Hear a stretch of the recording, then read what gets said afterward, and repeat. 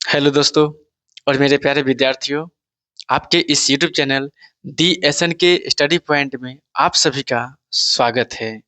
अभी हम लोग पढ़ने वाले हैं घन और घनमूल यानी कि घन संख्या ज्ञात करना और घनमूल ज्ञात करना सीखने वाले हैं। अभी क्यूब एंड क्यूब रूट कैसे ज्ञात करेंगे इसके बारे में अभी हम लोग सीखेंगे। तो चलिए, सबसे पहली बात आता है, सवाल आता है कि घन क्या होता है? क्या बोले? घन क्या होता है? तो घन कैसे ज्ञात करते हैं? पहले हम लोग सीखेंगे घन ज्ञात करना, फिर सीखेंगे घनमूल ज्ञात करना। तो चलिए देखते हैं कि घन कैसे ज्ञात करते हैं। किसी भी संख्या का घन ज्ञात करने के लिए क्या करते हैं? जैसे कि हमें ज्ञात करना हो कि एक का घन, तो एक का घन कहने का मतलब है कि एक के पावर 3, यानी कि एक के पावर में 3 देंगे और यहाँ पे एक को 3 बार लिखेंगे। तो एक को 3 बार लिख लिए और इसको गुना करेंगे, एक एकम एक, फिर एक एकम एक, यानी कि एक हो जाएगा। फिर 2 का घन ज्ञात करना है, 2 का घन, तो 2 का घन ज्ञात करने के लिए क्या करेंगे? 2 के पावर 3 देंगे, यानी कि पावर इसमें 3 देना है, यानी कि क्यूब जिसको पढ़ते हैं। तो 2 के पावर 3 यानी कि 2 को लिखना है 3 बार। कितना बार लिखना है? 3 बार। और गुना कर देना है, 2 दूनी 4, ये कितना बन गया? 4, 4 दूनी 8, लिख देंगे 8, यानी कि 2 का घन कितना आएगा? 8। फिर इसी तरीके से आप ये समझ गए कि घन लिखना होता है और किसी भी संख्या का घन ज्ञात करने उसका पावर 3 देना होता है। तो चलिए डायरेक्ट हम लोग लिखते हैं 3 के पावर 3 यानी कि 3 का घन। 3 को बोलेंगे घन, इसको पढ़ेंगे क्या? घन पढ़ते हैं। घन यानी कि क्यूब, क्यूब, यानी कि इसको घन पढ़ते हैं। किसी भी संख्या के पावर 3 रहेगा ना, उसको घन पढ़ना है। क्या पढ़ना है? घन पढ़ना है। अगर 2 रहेगा तो स्क्वायर पढ़ते हैं। तो चलिए, तो 3 के पावर 3 है यानी कि 3 को 3 बार लिखना है। तो लिख देंगे 3 3 9 9 27। इस तरीके से 4 के क्यूब कितना हो जाएगा? 4 को 3 बार लिखना है।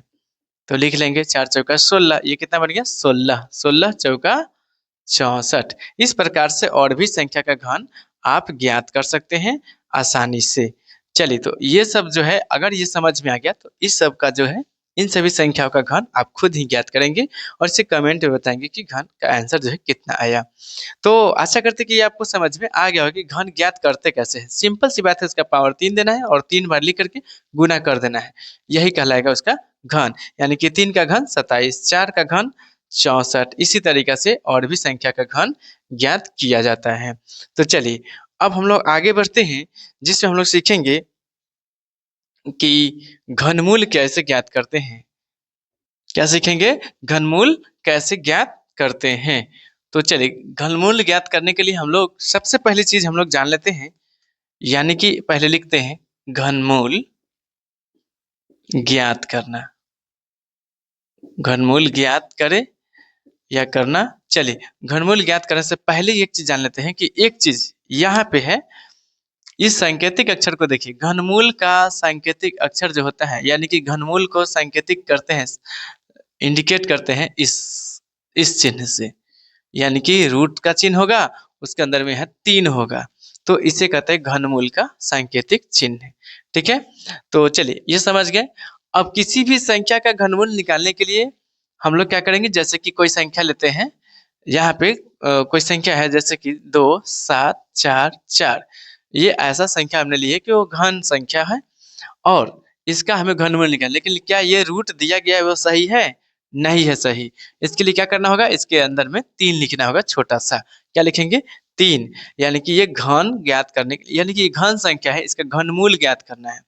तो कैसे घनमूल ज्ञात करेंगे? तो इसे हम गुणनखंड विधि द्वारा ज्ञात करेंगे। तो गुणनखंड विधि द्वारा यानी कि इसको जो है गुणनखंड करेंगे, 2 7 4 4, इसका गुणनखंड कर लेंगे। गुणनखंड करेंगे तो क्या देखेंगे कि यहाँ पे गुणनखंड करेंगे, भाग कर कर जो लिखते हैं 2 से, क्योंकि इकाई के स्थान पर 4 है, आपको पहले ही पता है कि क्या है, 2 से भाग लगने वाले संख्या के लिए इकाई के स्थान पर 0 2 4 6 8 लगे होते हैं। तो 2 एकम 2, इसमें कितना से लग जाएगा? 2 तिया 6, इसमें से 6 निकल जाएगा, तो फिर इसमें से कितना बच जाएगा? 1। कितना बच जाएगा? 1। और ये 1 कहाँ रखना है? इसके बगल में रखना है 1, इसके बगल में 1 रखना है, लेकिन यहाँ पे लिखना नहीं है। तो 1 पर 4 14 बन जाएगा, 2 सते 14, 2 सते सते यहाँ लिख देंगे। चलिए, ये 2 सते 14 तो कट जाएगा, फिर 2 से इसमें भाग देंगे तो 2 दूनी 4। अगर ये आपको नहीं समझ में आए तो आप भाग करके बना सकते हैं, इसमें कोई टेंशन नहीं है। लेकिन चलिए ऐसा कोशिश कीजिए कि आप इसको समझ जाएँगे तो आपको भाग को कहीं देने की ज़रूरत नहीं है, सिंपल यहीं पे बना लेंगे ईज़ी से। चलिए, अभी भी संख्या लास्ट में 2 है, यानी कि 2 से ज़रूर भाग लगेगा, तो 2 से लगाएँगे। क्या इसमें लगेगा भाग? नहीं, इसको साथ में मिला लेंगे तो 13, 2 के पहाड़ा में 13 आता है? नहीं आता, उससे कम आता है ना? 12, तो 2 छक 12, तो 12 इसमें से चला जाएगा तो 1 बचेगा ना, 13 में से 12 जाएगा तो 1, 1 इस पर से इस पर ले जाना है, 7 के बगल में बैठा देना है 1, लेकिन लिखना है? नहीं लिखना है, तो ये 17 मान के चलेंगे। अब ये 17 है, 2 के पहाड़ा पढ़िए, 2 अट्ठे 16, फिर यहाँ पर 17 था, 16 घटा देंगे, 1 बच गया, कितना बच गया? 1, अब 1 को इस पर रख देंगे तो 12, 2 छक 12। चलिए, अब फिर भी 2 से ये भाग लगेंगे, 2 तिया 6, 2 चौके 8, 2 तिया 6। अब देखिए 2 से भाग लगने वाला संख्या नहीं है, तो क्या करेंगे? 3 से भाग लगेगा क्या? 3 से भाग लगने का नियम क्या जानते हैं? नहीं जानते तो सुनिए। 3 से भाग लगने के लिए कहा जाता है कि सभी अंकों को आपस में जोड़ेंगे और जोड़ने के बाद जो योगफल आएगा, अगर वो 3 से भाग लगने वाला आ गया, तो 3 से भाग पूरा लगेगा, नहीं तो नहीं। 3 4 7, इसके सभी अंकों को जोड़ेंगे, 3 4 7, 7 और 3 10, 10 तो 3 के पढ़ में आता नहीं है, इसलिए छोड़ देंगे, नहीं लगाएँगे 3 से। 4 से लगने के लिए लास्ट में 2 जीरो चाहिए या 4 से लगने वाला संख्या चाहिए। 4 से लगने वाला संख्या ये नहीं है, क्यों? क्योंकि ये तो लग जाएगा, ये बच जाएगा ना। यानी कि आप 43 अलग लिख के 4 से भाग देके चेक कर सकते हैं। तो ये 4 से भाग नहीं लगेंगे। सिंपल सी बात है, जो संख्या 2 से नहीं लगेगा वो 4 से कैसे लग जाएगा? चलिए, अब 5 से भाग लगने के लिए लास्ट में क्या चाहिए? 5 और 0 चाहिए होता है, यहाँ तो है नहीं। 6 से लगने के लिए क्या चाहिए था कि क्या चाहिए होता है कि जो संख्या 2 और 3 दोनों से भाग लग जाए, वो संख्या 6 से भाग लगता है। यहाँ पे क्या ये 2 से भी भाग लगा? नहीं। 3 से लगा? नहीं। तो फिर 6 से भाग नहीं लगेगा। 7 से देखते हैं, तो 7 से भाग लगाने के लिए यहाँ पे 3 4 3 लिखेंगे, फिर यहाँ पे 7 से भाग देकर चेक करेंगे। 7 चौका 28, 14 में से 8 जाएगा तो हो जाएगा 6, यहाँ पे 2 में से 2 जाएगा तो 31, यहाँ पे 3 उतार देंगे 63, 7 नवा 63 हो जाएगा। तो घटाएंगे तो शेषफल 0। हाँ जी, शेषफल 0 आए ना, तो अभी लिखना है, तभी यहाँ पे बनाना है, नहीं तो नहीं। चलिए, यहाँ पे 7 से लगाए हैं, 7 से कितना आया है? 49 आया है, 49 लिख दिए। फिर देखिए, अब तो आप इजी कहिएगा कि क्या 7 से फिर से लगने वाला है, 7 से लगा दिए, 7 सत्ते 49, फिर क्या है? 7 से 1। अब काम हो गया समाप्त। फिर यहाँ देखिए क्या करेंगे? अब करेंगे क्या कि रूट अंडर, यानी कि सिंपल सी बात है, 2 7 4 4 के बदले में क्या लिखेंगे?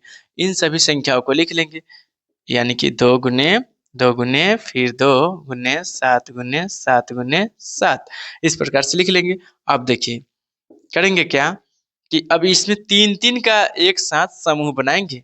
वर्गमूल जब ज्ञात कर रहे थे गुणनखंड विधि द्वारा, उस समय क्या था? 2-2 संख्या का एक जैसा 2-2 संख्या का समूह बना रहे थे, ग्रुप बना रहे थे। लेकिन यहाँ पे 3-3 गो संख्या का एक जैसा संख्या का ग्रुप बनाएंगे, 3-3।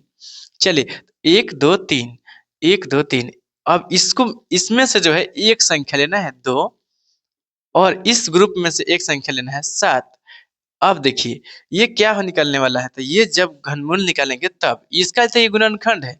लेकिन जैसा ही बात आता है कि इस प्रकार से दे दें 2 7 4 4 और इसके अंदर में जो है 3 हो, तो इसका घनमूल निकालने के लिए इसमें से 1 2 लेंगे और इसमें से 1 7 लेंगे। चलिए, अब क्या करेंगे?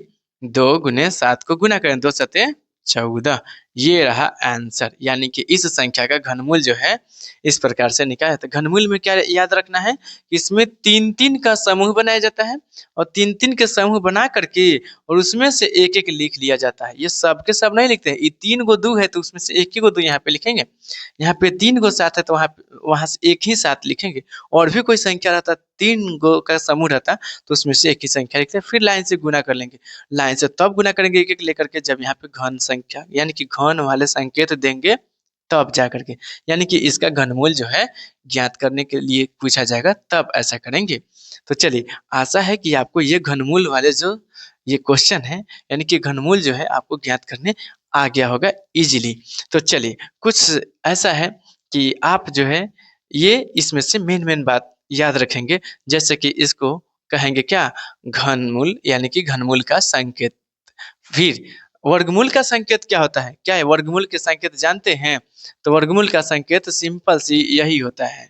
इसमें 2 छिपा हुआ होता है ऐसा मान के चला जाता है। लेकिन अगर इससे आगे लिखेंगे तो इसमें संख्या को लिखते चलेंगे। यदि ऐसा है 4 लिखना पड़ेगा तो 4 इसके बीच में लिख करके ही बताना पड़ता है। लेकिन 2 के लिए यहाँ पे अंडरस्टैंड किया जाता है कि 2 अंदर में है। चलिए तो वर्गमूल का यही चिन्ह है, घनमूल का यह चिन्ह है। इस तरीके से जो है आप इसे समझ गए आसानी से। तो आशा करते हैं कि आपको ये घन और घनमूल समझ में आ गया होगा। ये घनमूल जो है गुणनखंडन विधि द्वारा बनाया गया है। तो फिर मिलेंगे नए वीडियो के साथ, तब तक के लिए थैंक यू सो मच।